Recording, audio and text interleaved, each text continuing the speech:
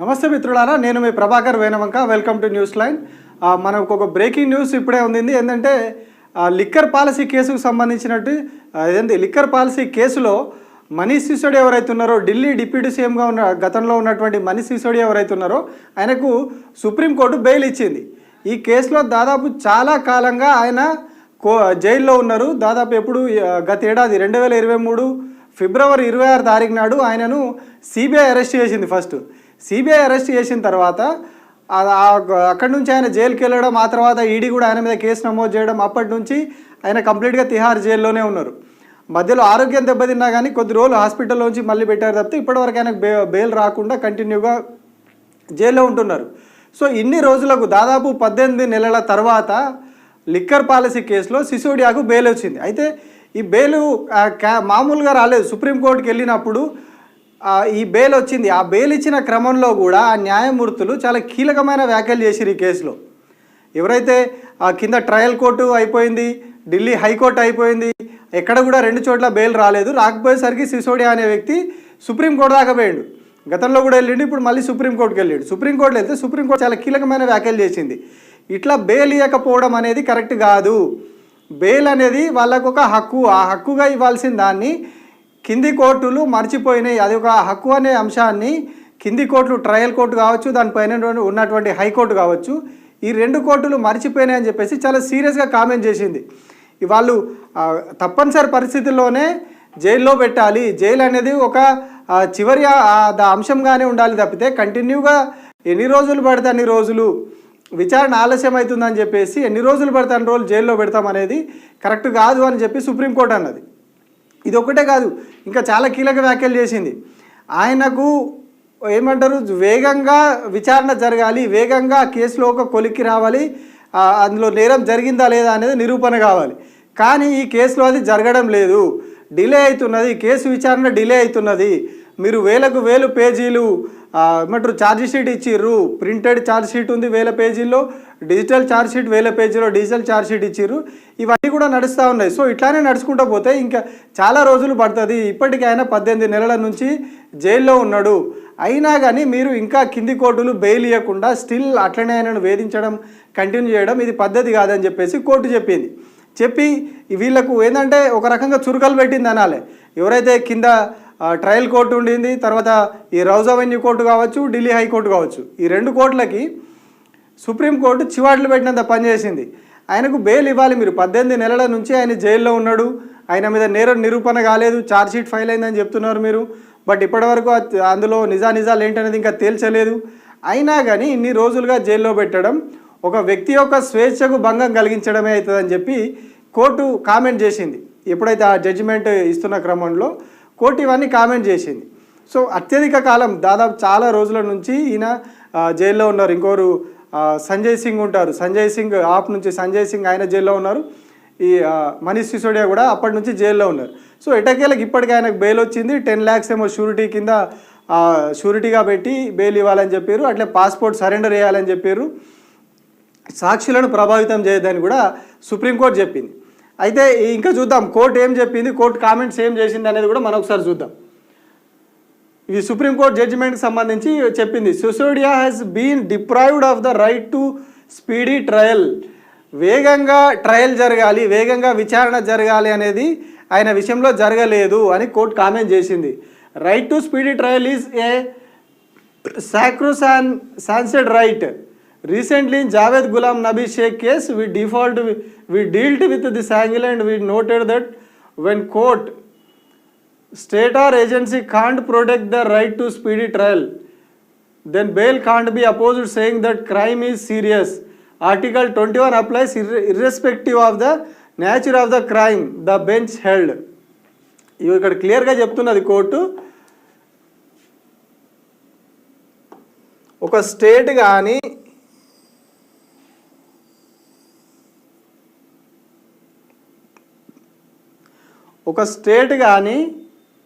ఒక ఏజెన్సీ కానీ speed trial వేగంగా విచారణ జరగకుండా అడ్డుకోలేరు. ఇది ఏమంటారు చాలా సీరియస్ నేరం, చాలా తీవ్రమైన నేరం అని చెప్పేసి దాన్ని పక్కన పెట్టలేరు అని చెప్పేసి కోర్టు కామెంట్ చేసింది. అది ఏమంటారు ఇక్కడ serious crime saying that crime is serious. Article 21 applies irrespective of the nature of the crime. Crime ఎట్లాంటిది, క్రైమ్ తీవ్రమైందా, మామూలుదా, చిన్న కేసా పెద్ద కేసా అనేది కాకుండా ఆర్టికల్ 21 అనేది ప్రతి ఒక్కరికి అప్లికేబుల్ అవుతుంది. ఒక కేసు ఉంది, ఆయన మీద ఆరోపణ వచ్చిందని చెప్పేసి ఎల్లకాలం ఆయన జైల్లో పెడతాము నేర నిరూపణ చేయకుండా అని ఒక రాష్ట్రం, ఒక దేశం కానీ, ఒక రాష్ట్రం కానీ, ఒక ఏజెన్సీ, విచారణ సంస్థలు ఈడీ కావచ్చు, సిబిఐ కావచ్చు, ఇవేవి కూడా చేయలేవు అని చెప్పేసి కోర్టు చెప్తున్నది. Sisodia has deep roots in society and he can't flee. Regarding tampering evidences, case largely depends on documentation and thus it is all seized and there no chance of tampering. ఇది వీళ్ళు ప్రధానంగా ఈ లిక్కర్ పాలసీ కేసులో ముందు నుంచి కూడా చెప్తున్నది ఏంటి అంటే, సాక్షులు వీళ్ళు బయటికి వస్తే సాక్ష్యాధారాలను తారుమారు చేస్తారు. కవిత విషయంలో కావచ్చు, కేజ్రీవాల్ విషయంలో కావచ్చు, సిసోడియా కావచ్చు, వీళ్ళందరి విషయంలో వాళ్ళు చెప్పుకొచ్చింది ఒకటే అంశం, వీళ్ళు బయటికి వస్తే సాక్ష్యాధారాలు తారుమారైతే సాక్షులను ప్రభావితం చేస్తారు అని చెప్పేసి. బట్ ఇది PMLA case, prevention of money laundering case. ఇది అంటే డబ్బులను, బ్లాక్ మనీని వైట్గా మార్చిర్రు, ప్రభుత్వానికి రావాల్సిన సొమ్మును పక్కదారి పట్టించి దీన్ని వీళ్ళు తీసుకున్నారు అనేది ఈ కేసు, వాళ్ళు చేసిన ఆరోపణ. బట్ ఎక్కడ కూడా ఇప్పటి వరకు మనీ రికవరీ లేదు. 600 కోట్ల ఎంతో లెక్క వీళ్ళు చెప్తున్నారు. బట్ ఇప్పటివరకు ఎక్కడ కూడా మనీ రికవరీ అనేది కాలేదు. కానీ వీళ్ళు చెప్తున్నది ఏంటి, కోర్టుకు ఏం కామెంట్ చేసింది అంటే, వీళ్ళు సొసైటీలో మంచి పేరున్న వ్యక్తులు వీళ్ళందరూ, కాబట్టి వీళ్ళు ఎక్కడికి పారిపోరు, మీరు బెయిలిచ్చినంత మాత్రాన ఏదో జరిగిపోతుంది వీళ్ళు పారిపోతారు అని చెప్పడానికి లేదు. ఇంకొక కీలక అంశం ఏంటి అంటే, ఎవిడెన్స్లకు సంబంధించి regarding tampering evidences case largely depends on documentation and all seized and there is no chance of tampering. ఇందులో ఏముంటాయి, పిఎంఎల్ఏ కేసు అంటే డబ్బులు ఎవరి నుంచి ఎక్కడికి వచ్చినాయి, ట్రాన్సాక్షన్స్ ఏం జరిగినాయి, ఎవరితో మాట్లాడారు, ఏం చేశారు, ఇదంతా డిజిటల్ ఎవిడెన్స్ ఉంటుంది, డాక్యుమెంటేషన్ ఎవిడెన్స్ ఉంటుంది. అంటే వీళ్ళు బ్యాంక్ ట్రాన్సాక్షన్కి సంబంధించిన ఆ డాక్యుమెంట్స్ తీస్తారు, మనీ ట్రాన్సాక్షన్ ఎక్కడి నుంచి ఎక్కడికి జరిగింది, ఎవరికి జరిగింది అనేది ఆ బ్యాంక్ స్టేట్మెంట్లు తీస్తారు, ఫోన్ కాల్స్ ఎక్కడి నుంచి ఎక్కడికి పోయినాయి, ఎవరెవరు ఎంతసేపు మాట్లాడుకున్నారు, ఇవన్నీ ఫోరెన్సిక్ ల్యాబ్ నుంచి తీసుకొచ్చి ఆ డాక్యుమెంట్లు పెట్టుకుంటారు. కంప్లీట్గా డాక్యుమెంట్ ఎవిడెన్స్ ఉంటుంది. అదంతా కూడా ఆల్రెడీ వీళ్ళ చేతికి వచ్చేసింది. సాక్ష్యాధారాలు ఏవైతే ఉన్నాయో కంప్లీట్గా అన్ని వీళ్ళు సేకరించారు, ఛార్జ్షీట్ ఫైల్ చేసిర్రు, అన్నీ కూడా డిజిటల్ రూపంలో ఉన్నాయి, డాక్యుమెంటేషన్ రూపంలో ఉన్నాయి. వ్యక్తులుగా ఎవరు ఇందులో లేరు, సాక్షులు కొత్తగా వ్యక్తులుగా ఉన్నటువంటి వాళ్ళని వీళ్ళు పోయి మళ్ళీ ప్రభావితం చేసి కొత్తగా మళ్ళీ దాని నుంచి ఆ కేసును పక్కదారి పట్టించే అవకాశం లేదు. అయినా కానీ వీళ్ళు అట్లా చెప్తున్నారు, కేసు పక్కదారి పడుతుంది, ట్యాంపరింగ్ చేస్తారని చేస్తున్నారు. సో అట్లాంటి అవకాశమే లేదు.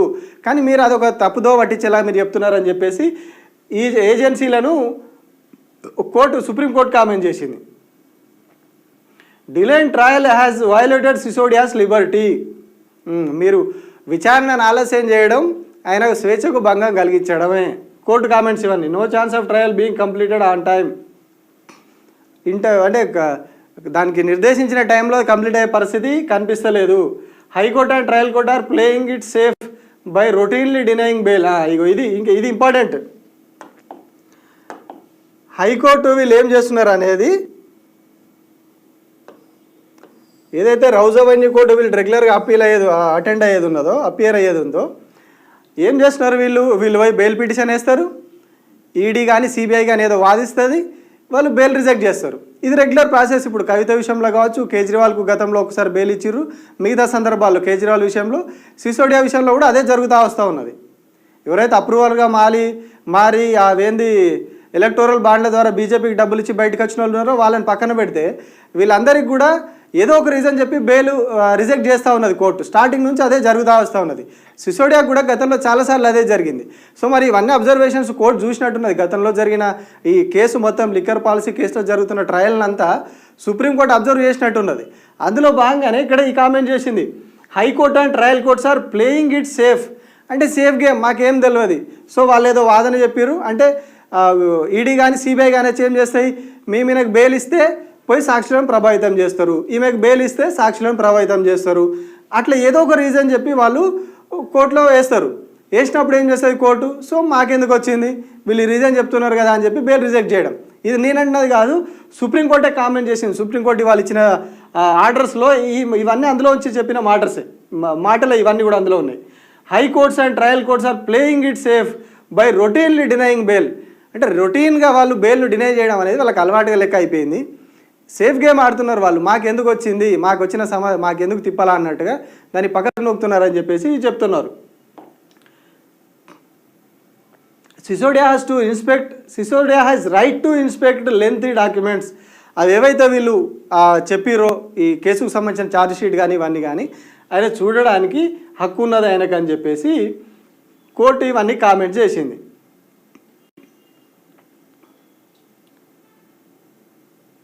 We have noted judgments where it says in period of long incarceration bail can be granted. The triple test is not applicable in the present case, the court said. ఇట్లా అంటే ముందు నుంచి కూడా ఈ కేసులో ఏదో ఒక రీజన్ పెట్టి బెయిల్ రిజెక్ట్ చేయడం, బెయిల్ పక్కన పెట్టేయడం, ట్రయల్ కోర్టు అదే పని చేయడం, హైకోర్టుకి వెళ్ళిన హైకోర్టులో అదే రావడం, దీంతో సుప్రీంకోర్టు ఇవాళ ఇవన్నీ సీరియస్ కామెంట్ చేసింది. అంటే ఇప్పటికీ చాలా రోజుల నుంచి వీళ్ళంతా కూడా జైల్లో ఉన్నారు, ఇప్పటివరకు ఎవరి మీద కూడా నేరం రుజువు కాలేదు, కేవలం అభియోగాలు ఉన్నాయి. ప్లస్ ఒక వ్యక్తి అరెస్ట్ అయినప్పుడు ఆ వ్యక్తి స్టేట్మెంట్ ఇచ్చిండు అనే పేరుతోని ఇంకొక వ్యక్తిని తీసుకొచ్చి లోపలేస్తున్నారు. కంప్లీట్గా ఈ కేసులో జరుగుతున్నది ఇదే. ఈ లిక్కర్ పాలసీ కేసులో స్టార్టింగ్ నుంచి ఇప్పటి వరకు కూడా సుఖేష్ చంద్రశేఖర్ అనే ఒక వ్యక్తి, జైల్లో ఉన్నటువంటి ఒక వ్యక్తి, ఆయన బయట ఉన్నంత స్వేచ్ఛగా లెటర్లు రాస్తాడు, అందరితో మాట్లాడతాడు, స్టేట్మెంట్లు ఇస్తాడు. ఆయన ఇచ్చిన స్టేట్మెంట్ల ఆధారంగా ఒకరి తర్వాత ఒకరిని అరెస్ట్ చేసుకుంటూ తీసుకుపోయి లోపలేస్తున్నారు. సో ఈ కేసులో అదే ఇప్పుడు ఇక్కడ వచ్చింది. సో ఎక్కడ కూడా నేరం రుజువు అనేది కాలేదు ఇప్పటి వరకు. వీళ్ళు ఛార్జ్షీట్ ఫైల్ చేసినామని చెప్తున్నారు, బట్ అందులో ఎంతవరకు వీళ్ళు ఇన్వాల్వ్ అయ్యారు? మామూలుగా మనీ లాండరింగ్ కేసెస్లో ఆ మనీ ఎక్కడ నుంచి ఎక్కడికి పోయింది, బ్లాక్ మనీ ఎక్కడి నుంచి ఎక్కడికి పోయింది, ఎంత పోయింది అనేది ఎంతో కొంత సీజర్ అనేది జరగాలి, సీజ్ చేయాలి మనీని. కానీ ఇప్పటివరకు ఎక్కడ కూడా ఇందులో మనీ సీజర్ అనేది లేదు, మనీ సీజ్ చేసింది లేదు. కేవలం ఆరోపణలు, అభియోగాలు, ఒక వ్యక్తి చెప్పిండు, ఆ వ్యక్తి ఇచ్చిన స్టేట్మెంట్ ఆధారంగా వీళ్ళని చేయడం. అట్లా ఇప్పుడు ఎవరు మాగుంట శ్రీనివాసులు రెడ్డి వాళ్ళ అబ్బాయి, అట్లాగే మన పార్థసారథి ఆయన హెటిరో డ్రగ్స్ ఆయన ఉన్నాడు, ఆయన ఇట్లా ఇద్దరు ముగ్గురు అప్రూవర్గా మారి బయటికి వెళ్ళిపోయారు. బట్ మిగతా వాళ్ళు మాత్రం ఏ కోర్టుకి వెళ్ళినా బెయిల్ ఇవ్వకుండా కంటిన్యూస్గా ఇదే సినిమా నడుస్తూ పోతూ ఉన్నది. సో అందుకే ఇవన్నీ కోర్టు వాళ్ళు ఈ అబ్జర్వేషన్స్ అని చెప్పింది. ఇవన్నీ మిగతా వాళ్ళ విషయంలో కూడా ఇవే అబ్జర్వేషన్ జరిగినాయి. సాక్షులను ప్రభావితం చేసే అవకాశం లేదు, ఎందుకంటే ఆల్రెడీ డాక్యుమెంట్ అంతా డిజిటలైజేషన్ అయింది, ప్రింటెడ్ ఉన్నది, ఎవిడెన్స్ అంతా అయిపోయింది, సేకరణ అయిపోయింది, కొత్తగా వేయాల్సింది ఏం లేదు. వీళ్ళు ఎక్కడికి పారిపోయే అవకాశం లేదు. ప్లస్ వీళ్లకు రాజ్యాంగం ఇచ్చినటువంటి హక్కును ఇప్పుడు మీరు కాలరాస్తున్నారు. ఇన్ని రోజుల నుంచి కేసును ఎటు తేల్చకుండా వేలకు వేలు పేజీల ఛార్జ్షీట్లు వేస్తున్నారు, బట్ వీళ్ళకి ఎటు తేల్చకుండా ఈ సినిమా అంతా నడిపిస్తున్నారు మీరు. అది వాళ్ళ రాజ్యాంగ ఉల్లంఘన. అది వాళ్ళకు రాజ్యాంగం ఇచ్చిన ఒక వ్యక్తికి, ఒక నాయకుడికే కాదు, ఒక వ్యక్తికి, భారతదేశ పౌరుడికి రాజ్యాంగం ఇచ్చినటువంటి హక్కును మీరు కాలరాస్తున్నారు. ఈ కాలరాయడం అదే ఏదైతుందో ఇది కరెక్ట్ కాదు అని చెప్పేసి స్వయంగా సుప్రీంకోర్టే ఇవన్నీ కామెంట్ చేసింది. సో ఇది ఈడీ, సిబిఐ లిక్కర్ పాలసీ కేసులో చేస్తున్నటువంటి సినిమా ఏదైతుందో ఇవాళ సుప్రీంకోర్టు ఇచ్చిన మనీష్ సిసోడియా విషయంలో సుప్రీంకోర్టు ఇచ్చిన తీర్పు ద్వారా మనకు ఒక క్లారిటీ రావాలి. అంటే ఏం జరుగుతుంది, ఈడీ ఏం చేస్తున్నది, సిబిఐ ఏం చేస్తున్నది, దాని వెనకాల నుండి నడిపిస్తున్నటువంటి ఆ రింగ్ మాస్టర్ ఎవరు, ఆ రింగ్లో ఆడుతున్నటువంటి ఈ పప్పెట్లు ఈడీలు, సిబిఐలు ఏం చేస్తున్నాయి మనకు ఒక క్లారిటీ రావాలి. ఇంకొక విషయం, అసలు ఇప్పటి వరకు 2014లో ఎప్పుడైతే బీజేపీ గవర్నమెంట్ వచ్చిందో, 2014లో భారతదేశంలో బీజేపీ గవర్నమెంట్ వచ్చింది. అప్పటి నుంచి ఇప్పటి వరకు దేశంలో ఎన్ని ఈడీ కేసులు నమోదైనాయి, ఆ కేసుల్లో ఎంతవరకు విచారణ పూర్తయినాయి, ఎన్ని కేసులలో కన్విక్షన్ వచ్చింది. ఒకవేళ పొలిటికల్ మోటివ్ లేదు, ఎట్లాంటి దురుద్దేశాలు లేవు, అట్లాంటప్పుడు ఏం జరగాలి, కేసు ట్రయల్ స్పీడ్గా జరగాలి. ఎందుకంటే ఇందులో మనీ లాండరింగ్ కేసెసే ఉంటాయని, మనీ లాండరింగ్ కేసెస్ కాబట్టి వాటికి సంబంధించిన అకౌంట్స్ కావచ్చు, వాళ్ళ కంపెనీలకు సంబంధించిన అకౌంట్స్ కావచ్చు, వాళ్ళ వ్యక్తి ఎవరైతే చుట్టుపక్కల అనుమానిత వ్యక్తులు ఉన్నారో వాళ్ళందరూ అకౌంట్ చేస్తారు. ఎక్కడి నుంచి ఎక్కడికి మనీ ట్రాన్సాక్షన్ జరిగిందని ఇవన్నీ తీస్తారు. ఎక్కడ బ్లాక్ ఉంది, ఎక్కడ వైట్ ఉంది, వీళ్ళు ఎక్కడ ట్యాక్సేబుల్ అమౌంట్ ఉంది, ట్యాక్స్ ఎక్కడ కట్టిరు, ఎంత కట్టిరు, ఇవన్నీ లెక్కలు తీస్తారు. తీసి కోర్టులో సబ్మిట్ చేస్తారు. ఇక్కడ వీళ్ళు ఇంత అవినీతికి పాల్పడారు అంటే ఇంత ట్యాక్స్ ఎగ్గొట్టి ఇంత బ్లాక్ మనీ వీళ్ళ దగ్గర ఉంది అని చెప్పేసి కోర్టులో ప్రొడ్యూస్ చేస్తారు. వాళ్ళ కోర్టు శిక్ష చేస్తుంది, ఇక్కడికి అయిపోతుంది కేసు. సో చాలా వేగంగా విచారణ జరగాల్సిన ఏమంటారు ఇక్కడ ఆ పాసిబిలిటీ ఉన్నది. ఈడీ కేసులు ఈ పిఎంఎల్ఏ కేసుల్లో అంత పాసిబిలిటీ ఉంది. బట్ ఇక్కడేం జరుగుతున్నది ఇప్పుడు ఈ 2014 నుంచి 2024 వరకు ఇప్పటి వరకు ఈ 10-10.5 ఏళ్లలో ఏం జరిగింది ఒకసారి చూద్దాం. మనం ఎన్ని కేసులు అయినాయి, ఎన్ని కేసుల్లో కన్విక్షన్ వచ్చింది. మొన్న ఎప్పుడు 6వ తేదీ రోజు ఆమ్ ఆద్మీ పార్టీ ఎంపీ సంజయ్ సింగ్ రాజ్యసభ ఎంపీ, ఆయన రాజ్యసభలో క్వశ్చన్ అడుగుతాడు, అసలు ఎంత కన్విక్షన్ రేట్ ఎంత, మీరు ఇన్ని సిబిఐ కేసులు ఈడీ కేసులు పెడుతున్నారు కదా, ఈడీ కేసుల్లో ఎన్ఫోర్స్మెంట్ డైరెక్టరేట్ నమోదు చేస్తున్నటువంటి కేసుల్లో కన్విక్షన్ రేట్ ఎంత ఉన్నది, 2019 నుంచి ఇప్పటి వరకు కన్విక్షన్ రేట్ ఎంత ఉందని చెప్పేసి ఆయన రాజ్యసభలో క్వశ్చన్ అడుగుతాడు. వాళ్ళు ఇచ్చిన సమాచారం ఇది. 2019 ఎప్పుడు ఇది, జనవరి నుంచి డిసెంబర్ వరకు ఇన్ని, 2020 ఇన్ని, 21లో ఇవి 26, 34 ఇవన్నీ లెక్కలు వాళ్ళు ఇచ్చారు. ఇప్పుడు ఇంకా చూద్దాం మనం.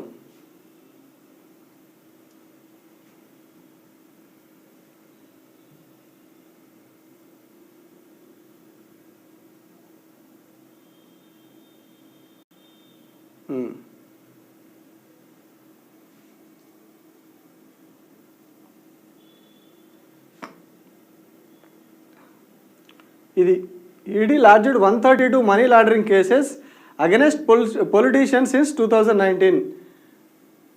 Conviction in only 1 instance. మొత్తం ఎన్ని కేసులు, 2019 నుంచి రాజకీయ నాయకుల మీద 132 కేసులు పెట్టారు. 132 కేసులల్లా కన్విక్షన్ వచ్చింది అంటే నేరం రుజువై శిక్ష పడింది ఎవరికి, ఒక్క కేసులా శిక్ష పడ్డది. 132 వాటిలలో ఒక కేసు.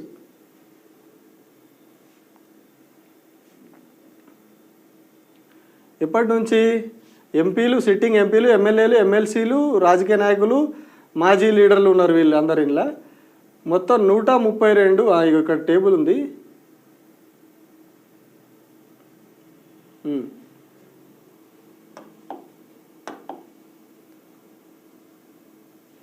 ఇగో వీళ్ళు లోక్సభలో ఇచ్చిన లెక్క ప్రకారం ఎప్పుడెప్పుడు ఎన్ని కేసులు నమోదైనాయి.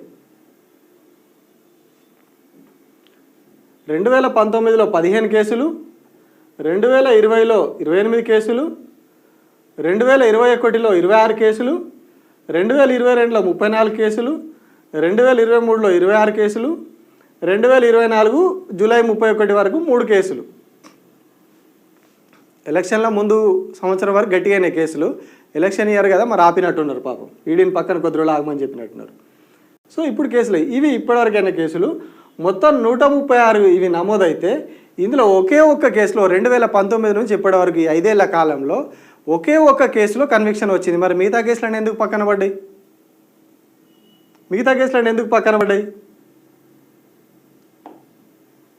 ఇగో ఇది వీళ్ళు చెప్పిన లెక్కలు ఇవన్నీ.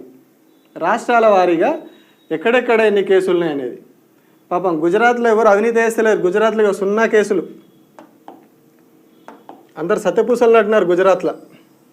ఇగో ఇది గుజరాత్, ఇది ఒక్క కేసు కూడా లేదు గుజరాత్లో. కామెడీ, ఈ టేబుల్ మొత్తం చూస్తే కామెడీ ఏముంటుందంటే బీజేపీ పాలిత రాష్ట్రాల్లో చాలా రాష్ట్రాల్లో ఈడీ కేసులే ఉన్నాయి. చూపిస్తాం మీకు. ఇగో మహారాష్ట్ర ఎప్పుడు ఇది 2021లో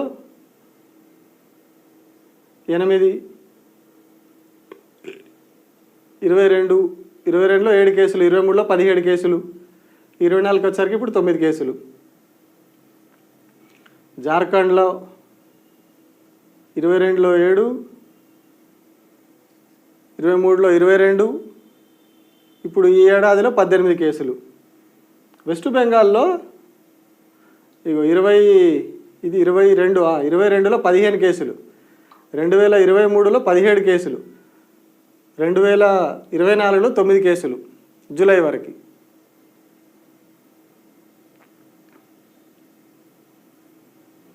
తెలంగాణలో 1 కేసు 24లో.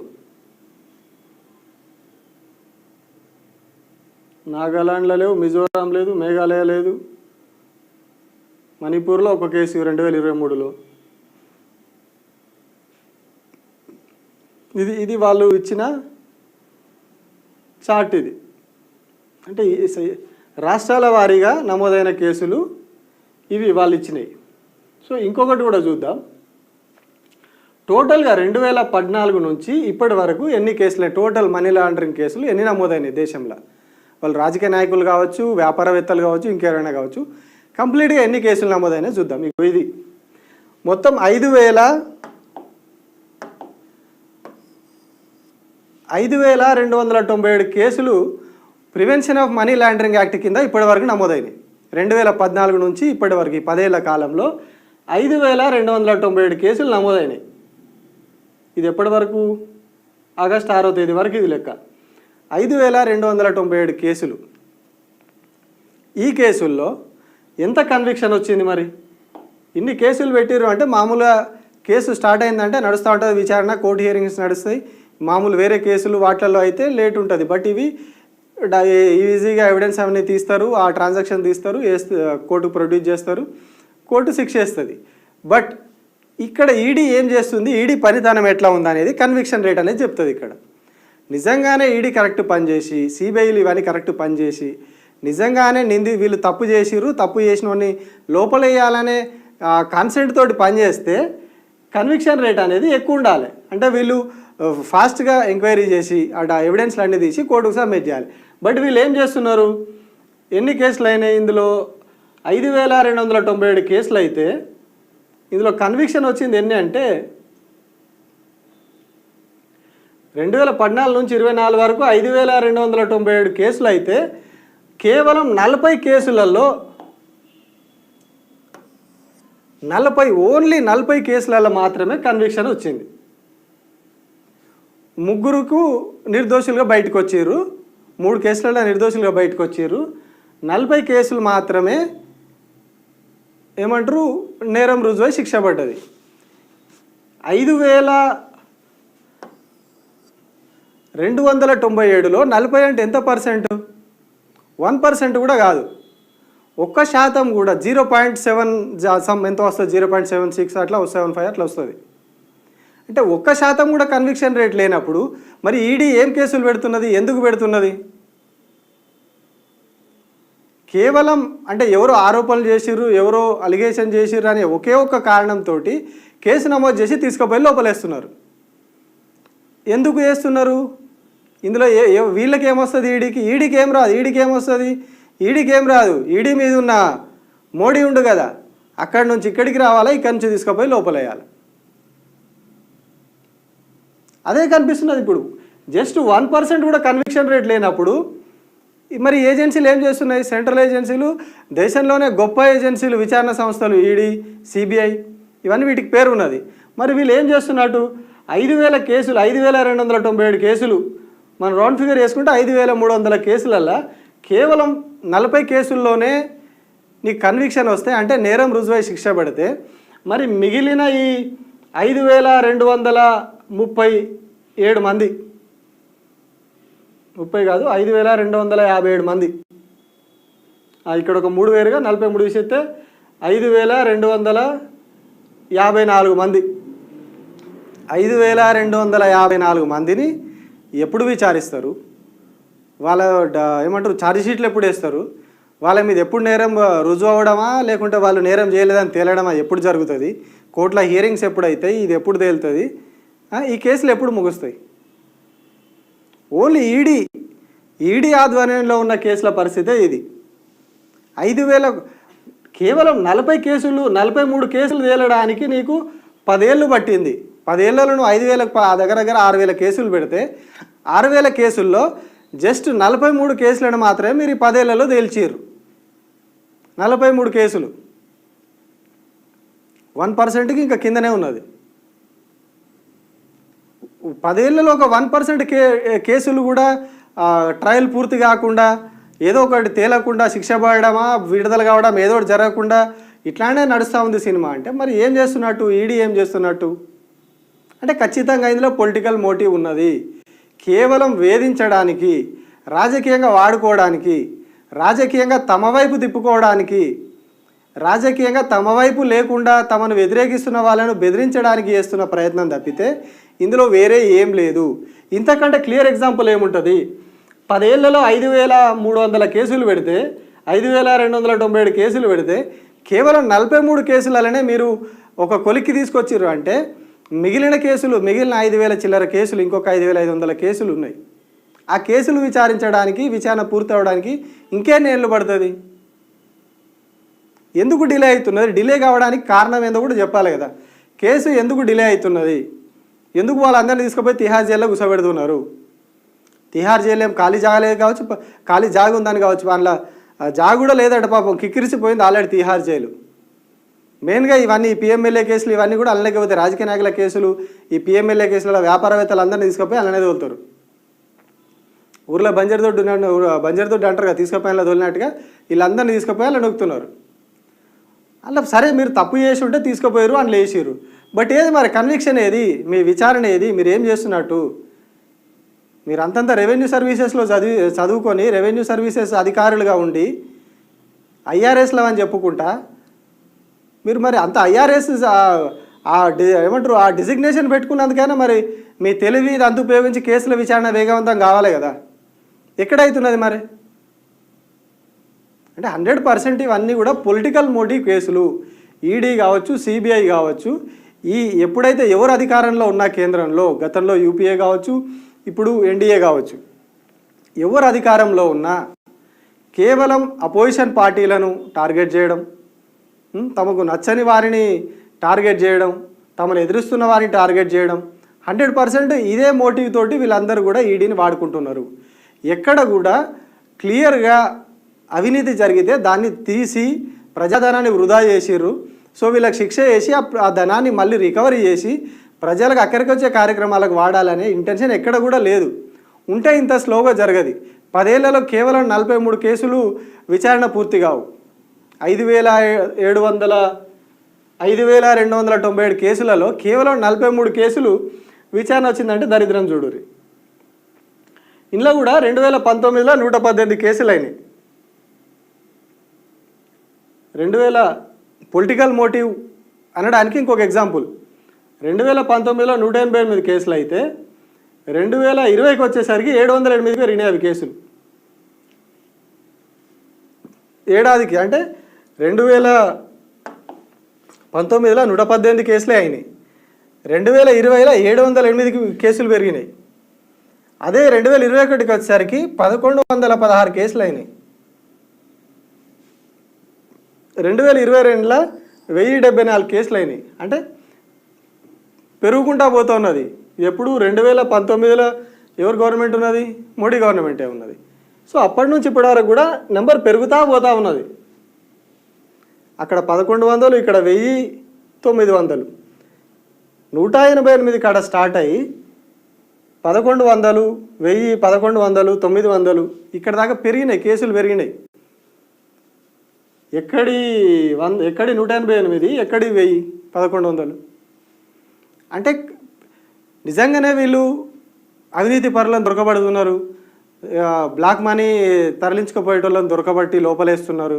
వాళ్ళని విచారించి నిజాలు బయటికి తీసి వాళ్ళని లోపలేస్తున్నారు అనుకున్నప్పుడు వాళ్ళని ఎవరిని కూడా మరి బీజేపీ దగ్గర రానియద్దు, దాని మిత్రపక్షాలలో కూడా ఉండొద్దు వాళ్ళు అట్లాంటి వాళ్ళు. కానీ అజిత్ పవార్ మీద ఈడీ కేసు అయింది, అజిత్ పవార్ వాళ్ళ భార్య మీద అయింది. వాళ్ళిద్దరు కూడా ఇప్పుడు ఇదే బీజేపీలో ఉన్నారు.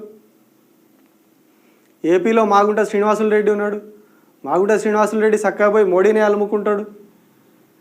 వాళ్ళ కొడుకు మీద ఈడీ కేసు ఉన్నది. ఇదే లిక్కర్ పాలసీ కేసు ఉన్నది. సో అంటే సెలెక్టివ్గా ఈ ఈడీ కూడా కంప్లీట్గా పొలిటికల్ ఎజెండా తోటి సెలెక్టివ్గా పనిచేస్తున్నది అనేది ఇవన్నీ క్లియర్ ఎగ్జాంపుల్స్. మనకి కేసులు పెరిగినప్పుడు నిజంగా మంచి ఇంటెన్షన్ తోటి పెరుగుతలేవు ఈ కేసులు అనేది మనకు క్లియర్గా అర్థమైపోతూ ఉన్నది. కేవలం పొలిటికల్ వెండేటా, పొలిటికల్గా రాజకీయ దురుద్దేశము, వాళ్ళని తొక్కాలి, వాళ్ళని అనగదొక్కాలనే ఒక ఇంటెన్షన్ తోటి ఈ కేసులన్నీ పెరుగుతూ పోతూ ఉన్నాయి. కేసులు పెరిగినంత ఈజీగా కన్విక్షన్ జరుగుతలేదు, విచారణ జరుగుతలేదు, ఆ ఛార్జ్ షీట్లు ఫైల్ అయితే లేవు. ఎందుకు అయితే లేవు అంటే పైనుంచి ఆర్డర్స్ వస్తలేవు. పైన ఉన్నటువంటి మోడీ ఆర్డర్స్ ఇవ్వాలి, ఈడీఓలు ఛార్జ్ షీట్ వేయాలి, లేకుంటే దానికి సంబంధించిన ఆధారాలను ప్రొడ్యూస్ చేయాలి. అప్పుడు కేసు తొందరగా అయిపోతుంది. బట్ వీళ్ళు అక్కడి నుంచి పర్మిషన్ రాక ఇవన్నీ వీళ్ళు పెండింగ్లో పెడుతున్నట్టున్నారు. సో కేసులు ప్రొలాంగ్ అవుతా పోతూ ఉన్నాయి. ఇప్పుడు ఎట్లయితే సిసోడియా 18 నెలల నుంచి జైల్లో ఉన్నాడు, ఇప్పటివరకు ఆ కేసు ఎటు తెలియలేదు. లిక్కర్ పాలసీ కేసు ఇన్ని వందల కోట్లు అన్ని వందల కోట్లు అని బయట ప్రచారం చేయడం, ఎన్నికల్లో వచ్చి లబ్ధి పొందుకోవడం, మోడీ మాట్లాడడం, వాళ్ళు మాట్లాడడం, బీజేపీ వాళ్ళు మాట్లాడడం. ఇంకా దీని చరిత్రలోకి పోతే ఫస్ట్ బీజేపీ వాళ్ళే ప్రెస్ మీట్ పెట్టి చెప్తారు అవినీతి జరిగిందని. ఎవడు దొరకబట్టిండు? ఈడీ వాడు నేను దొరకబట్టినా, నేను కేసు పెట్టినా, ఇది అవినీతి జరిగింది, మాకు సమాచారం వచ్చింది, ఢిల్లీ లెఫ్టినెంట్ గవర్నర్ మాకు సమాచారం ఇచ్చిండు అని చెప్పేసి ఈడీ కేసు నమోదు చేస్తుంది, సిబిఐ కేసు నమోదు చేస్తుంది. దీనిలో తెలంగాణకు సంబంధం ఉన్నది, కవితకు సంబంధం ఉందని ఢిల్లీలో బీజేపీ వాళ్ళు ప్రెస్ మీట్ పెడతారు. అంటే అప్పటికే ఆమ్ ఆద్మీ పార్టీ వాళ్ళు ఈడీ కస్టడీలకు, సిబిఐ కస్టడీలకు వెళ్ళిపోతారు. వెళ్ళిపోయిన తర్వాత అక్కడ జరిగే విచారణ, అక్కడ ఎవరి పేర్లు చెప్పారు, ఎవరి ప్రమేయం ఉందనేది అక్కడ ఎంక్వైరీలో తేలింది. బీజేపీ వాళ్ళకి ఎట్లా తెలుస్తుంది? బీజేపీ వాళ్ళు వచ్చి ఎందుకు ప్రెస్ మీట్ పెడతారు? వాళ్ళు ప్రెస్ మీట్ పెట్టినాక కొద్ది రోజులకే వచ్చి కవితను విచారణకు ఎందుకు పిలుస్తారు? సో ఇదంతా కూడా మనం ఒక లింక్ చేసుకుంటూ వెళితే మళ్ళీ అల్టిమేట్గా మోడీ దగ్గరికి వెళ్తుంది. ఇది ఇక్కడ ఈడీ దగ్గర స్టార్ట్ అయ్యి ఎవరైతే ఈ వాళ్ళని విక్టిమ్స్ అనాలా లేకుంటే నిందితులు అనాలా? వీళ్ళు చేస్తున్న పనులకి నిందితులని కాకుండా వాళ్ళని బాధితులు అనాల్సిన పరిస్థితి వస్తున్నది ఇప్పుడు. ఎందుకంటే ఇన్ని రోజులైనా నేరం రుజువు కాదు, బట్ కేసుల సంఖ్య పెరుగుతుంది, కన్విక్షన్ రేట్ తగ్గుతుంది. జస్ట్ 0.75 అట్లా 75 76 ఉంది అంతే కన్విక్షన్ రేటు ఈ 10 ఏళ్లలో. అప్పుడు ఎందుకు మరి ఈడీ ఇంత వ్యవస్థ పెట్టుకొని, ఇంత పెద్ద ఇంకా ఆఫీసర్లను పెట్టుకొని, రీజనల్ సెంటర్లు పెట్టుకొని, ఢిల్లీలో ఆఫీస్ పెట్టుకొని వాళ్ళకు లక్షల జీతాలు ఇచ్చుకుంటా ఇంత ఎందుకు చేస్తున్నట్టు? అంటే కేవలం రాజకీయ దురుద్దేశమైనటువంటి ఆ కార్యక్రమాలను కొనసాగించడానికి, పొలిటికల్గా వాళ్ళను తొక్కడానికి, వీటి కోసమే ఈడీ పనిచేస్తున్నదా? ఇవన్నీ అవే కదా ఎగ్జాంపుల్స్. మనం ఇప్పుడు క్లియర్గా ఎక్స్ప్లెయిన్ చేసుకుంటూ వచ్చినాం. మనం ఇప్పుడు 5297 కేసులలో 43 కేసులనే కన్విక్షన్ వచ్చింది అంటే ఇంతకంటే దారుణం ఉంటుందా? 2014 నుంచి 2019 వరకు కొంత తక్కువ ఉండే కేసులు, ఆ తర్వాత కంటిన్యూగా పెరుగుతా పోయినాయి. మరి అవినీతి పరులు అంతగానం పెరిగిరా? అప్పుడు ఆ 2014 నుంచి 19 దాకా లేని అవినీతి పరులు 2019 నుంచి అప్పుడే అంత పెరిగిపోయారు. అన్ని కేసులు ఎందుకు పెరిగినాయి? సరే కేసులు పెరిగినాయి, తప్పు చేసినప్పుడు పెరగవచ్చు, మరి అదే స్థాయిలో నీకు విచారణ జరగాలి, కానీ జరుగుతలేదు. కంప్లీట్గా ఈడీ అనేది ఒక రాజకీయ దురుద్దేశపూర్వకంగా చేయడానికి తప్పితే వేరే అది దేనికి కూడా వాళ్ళు పనిచేస్తున్నట్టుగా అనిపిస్తలేదు.